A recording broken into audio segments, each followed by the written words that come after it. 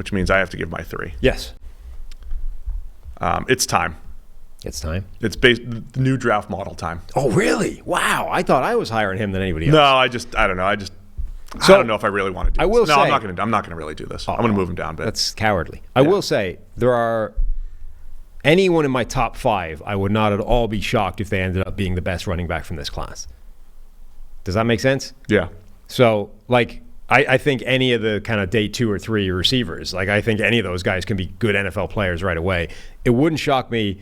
We've got them listed. Top 6. I might say top 6. I thought about 6 as well. I might as well. But anyway, at least 5. At least any of my top 5 running backs. It would not shock me in the slightest if they were actually running back 1 from this draft class. Do it. Don't be cowardly. I'll do it. Number 3. Stick with it. Audric Estime. Yes. Estime from Notre Dame is number 3. Love it.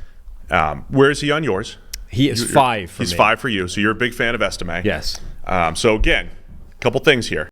And I tweeted this out. Like a month ago. It wouldn't surprise me if Audric Estime ends up being the best running back from this class. What was the feedback on that? People did not like that as a concept. Now, to be fair, oh no, never mind. I was going to say he's quite high on the consensus board. He in fact isn't.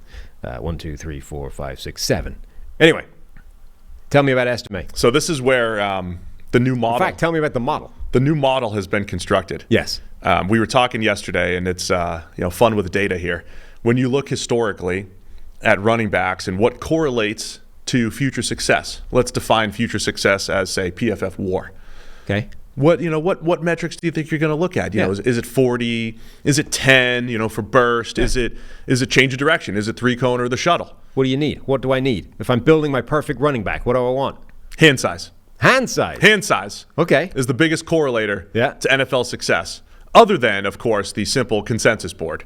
Right. Okay, so there's reasons for that. The consensus board leads to running back production. And by the way, the fantasy community, we're doing a whole show here. The fantasy community has already solved running backs. Oh. Now, they've solved it kind of after the draft, but basically draft capital, so use the consensus board. Draft capital is the biggest indicator of future NFL success. When you're talking about yardage, touchdowns, WAR, basically the higher you're drafted, the higher all of your production is going to be, mostly because you're just going to get opportunities. Mostly because the NFL is probably good at evaluating running backs, who the best guys are, and they're going to give you opportunities. Or at the very minimum is so attached to the draft capital they've sunk into them, will be trying to justify they're going to feed you. So there's a little bit of bias in that, of course. But when you look at actual things that you can't control, it's hand size. So there was 3 metrics that were higher. There's 3 correlations that were higher than anything else you're doing at the combine. And it's the consensus board, age, and hand size. Those are the biggest correlators for running backs. Hand size, age, and what was the other one? Consensus board ranking. Okay. So I went and I just was. So I need young players that everyone likes that have massive hands. That's it. Okay.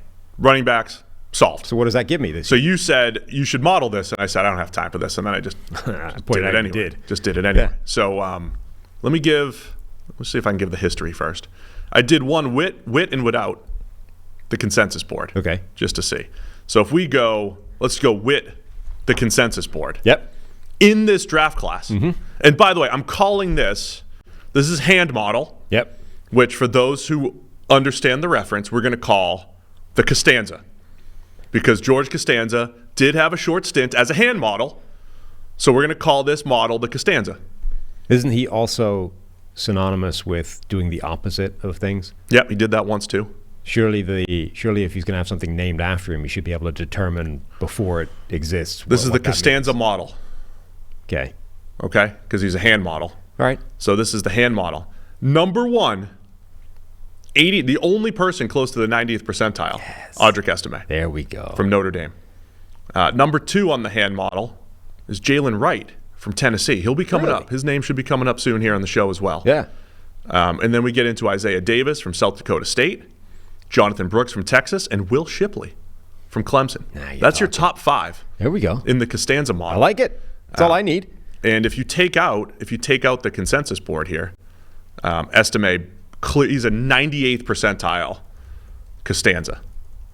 Okay, so Estime is being slept on due to his hand size, age, and consensus board ranking. So we've already cracked it. statistically, analytically speaking, Estime is going to be a superstar. From his tape, what do you like about Estime?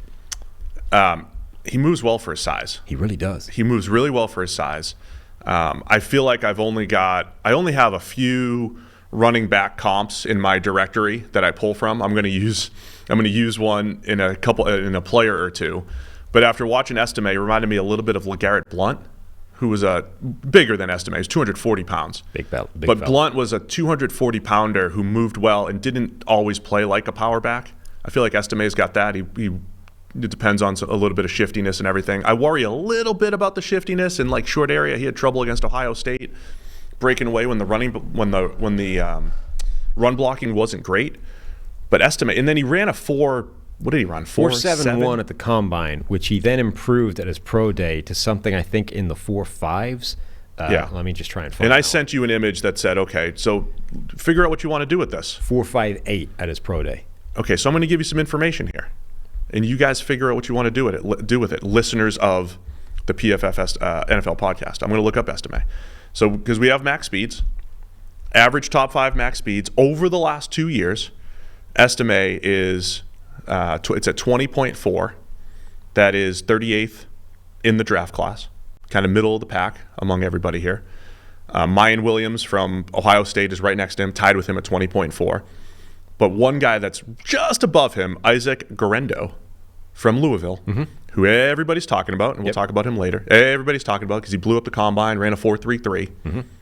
He was 0.1 faster than Estime. The average of his top 5 max speeds. So they're in the same ballpark. So you have a guy at the combine that ran 4.33, a guy that ran in the 4.7s, but on the field, we've calculated comparable game speed. So I would say, do what you want with that.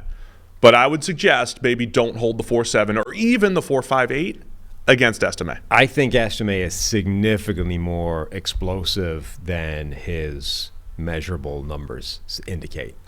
He's big. Obviously, for that size, he's powerful. He's big, 5'11", 227 pounds. But I thought all of my positives for him are sort of things almost in spite of the size. It's like really good lateral movement for a guy that big. Like he's able to jump cut laterally, move sideways in a way that a dude that's 230 typically is not able to do. Really sudden movements, like explosive. When he gets through a hole, he's moving at some serious speed. And at 230 pounds, like you're not taking him down at that spot. He's springy. I think he's got a pretty good top end, even though the 4.58 or 4.7 suggests he hasn't. Like he doesn't get caught from behind very often. The receiving thing is interesting. Like he's not a natural route runner at all, but he wasn't a big part of that pass game. But I actually think he's got really good hands. There were a bunch of off-target throws where he's got some of the biggest hands. He's got some of the biggest hands we've ever seen. We already summed that up in the Costanza model. Right, 99th percentile hands. That's right. Apparently. So not only are they large, I think they're good. I think they're good, large hands that enable him to be a decent receiving option if you can teach him a little bit of nuance with his route running and stuff. So I agree with you. I think Estime is a really good running back. I'm going to read some names for you. Okay. Just to give a little perspective on the Costanza model. All right? Top Costanza models historically. Zeke Elliott, Josh Jacobs. Now you're going to see. Both 4th overall draft picks, You're going to see the consensus board. Is that where Jacobs went? I'm going to do one with and without the consensus board. It was Ferrell. Ferrell went. With and without. Zeke Elliott 4. Josh Jacobs. He's top. Zeke Elliott, Josh Jacobs, Todd Gurley, Joe Mixon, Breece Hall, Bijan Robinson, Darius Geis again, Dante Foreman, then Estime, Kerryon Johnson, Samaje Perine, Clyde Edwards-Helaire, Saquon Barkley, Jonathan Taylor, J.K. Dobbins, Jahmyr Gibbs. That's with the consensus board. So you're going to see a lot of the guys that got drafted near the top. If you take out the consensus board, though, you've got Bo Scarborough from Alabama. It's a different list, right? Scarborough, Audric Estime is number 2. Then Zeke, Joe Mixon, Josh Jacobs, Dante Foreman, who Walt finally made a good point for the first time in months.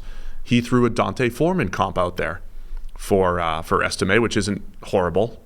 It's not horrible as far as the big backs go. Isaiah Davis, then Jace McClellan from Alabama. But then there's Todd Gurley, Breece Hall, Samaje Perine. There's some good players in there. Bijan's up there.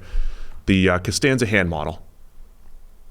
That's it. That's how you do data. Solved running. That's how you do it. Okay, so Estime is your number 3. So bold. I was feeling it. You had Brooks number 1, Benson number 2, Estime number 3. Correct.